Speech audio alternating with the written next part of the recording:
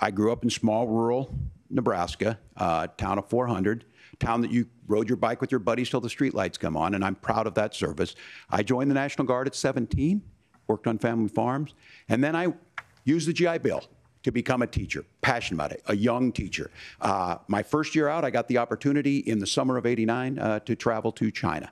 35 years ago, be able to do that. I came back home and then started a program to take young people there. Many times I will talk a lot, I will get caught up in the rhetoric, but being there, the impact it made, the difference it made in my life, I learned a lot about China. I hear the critiques of this. I would make the case that Donald Trump should have come on one of those trips with us. I guarantee you he wouldn't be praising Xi Jinping about COVID, and I guarantee you he wouldn't start a trade war that he ends up losing. So this is about trying to understand the world. All I said on this was I got there that summer and misspoke on this. So I will just, that's what I've said.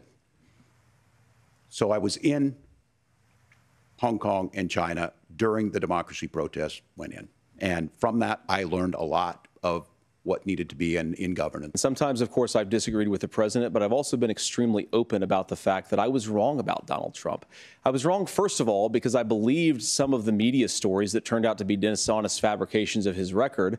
But most importantly, Donald Trump delivered for the American people. And yeah, when you screw up, when you misspeak, when you get something wrong and you change your mind, you ought to be honest with the American people about it. It's one of the reasons, Margaret, why I've done so many interviews is because I think it's important to actually explain to the American people where I come down on the issues and what changed. But I think there were a lot of things that we could have done better in the Trump administration the first round if Congress was doing its job. I strongly believe, and I've been a United States Senator, that Congress is not just a high-class debating society. It's not just a forum for senators and congressmen to whine about problems. It's a forum to govern. So there were a lot of things on the border, on tariffs, for example, where I think that we could have done so much more if the Republican Congress and the Democrats in Congress had been a little bit better.